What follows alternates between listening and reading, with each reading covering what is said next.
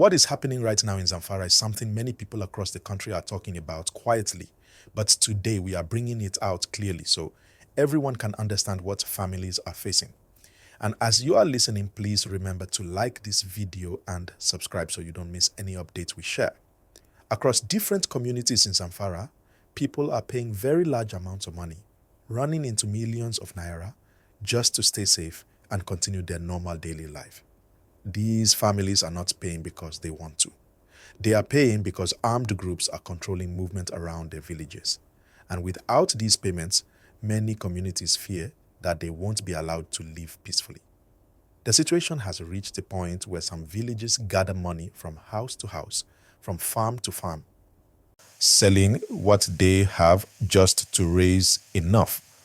And before we go deeper into the matter, don't forget to like this video and please subscribe if you haven't done so already.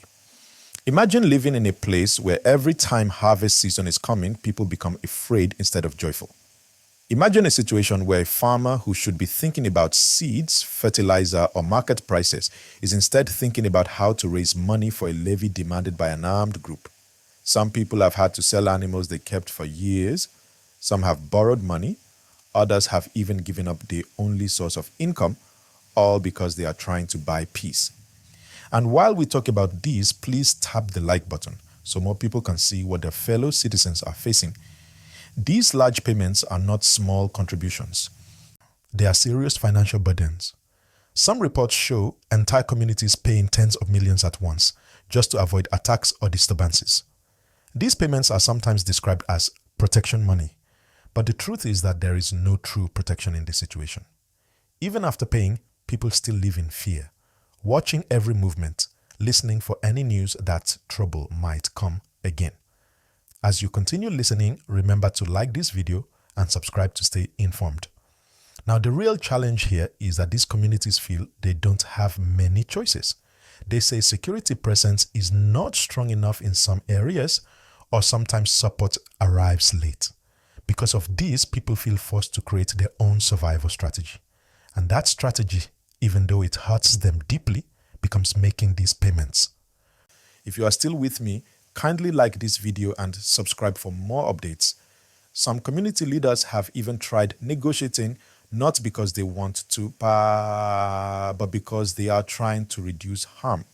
They gather their people under trees or in small community halls, discussing how much each family can contribute. Some families can only give a little, while others have to give more than they can afford. Imagine losing sleep for days because you're not sure if your village can raise enough money before the deadline. These are real fears happening in real time, and many people outside do not even understand how heavy it is. And while you listen, please remember to like this video and subscribe. Thank you. Markets have also been affected. In some communities, markets have stayed closed until certain payments were made.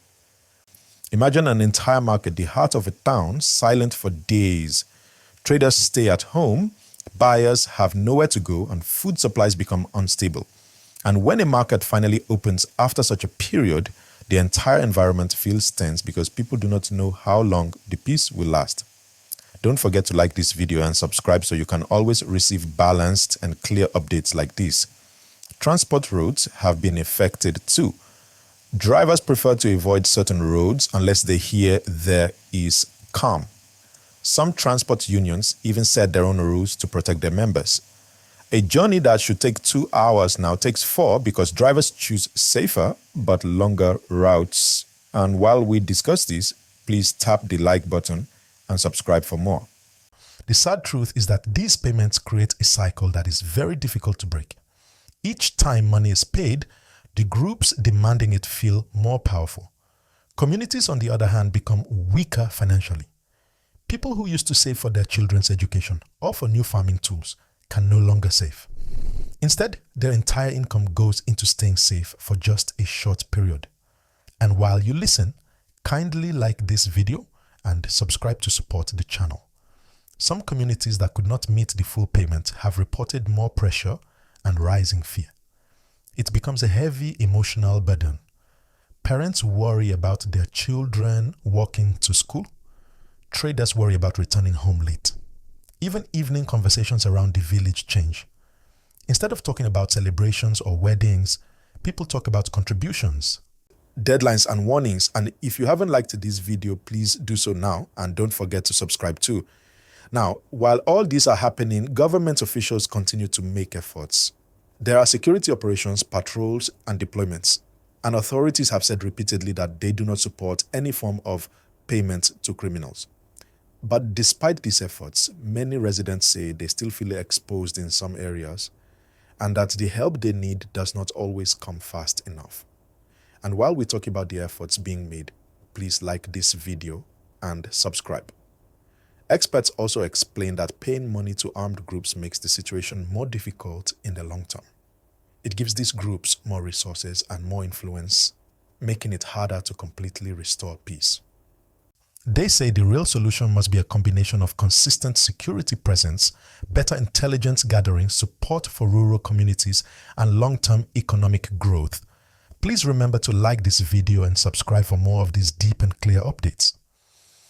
Many families have said they only want a simple life: to farm, to trade, to raise their children, and to sleep peacefully at night. They are not asking for luxury. They are only asking for safety. And as you listen to these stories, kindly like this video so the message spreads, and subscribe so you don't miss the next update. Now let's go deeper into what ordinary people experience day to day. A mother wakes up early preparing food for her children. But instead of focusing on breakfast, she thinks about rumors she heard the previous night. A farmer picks up his tools. But instead of feeling excited to go to the farm, he feels uncertain because he doesn't know who he might meet on the road. A trader receives a call from a neighbor reminding her about the next community meeting, not for celebration, but to discuss contributions again. These are the emotional realities behind the numbers. Don't forget to like this video and subscribe. These repeated payments also shift community culture. Instead of planning development, people now plan survival. Instead of holding agricultural festivals, people hold emergency meetings. The sense of freedom that should come naturally as part of daily life now feels like something that has to be bought.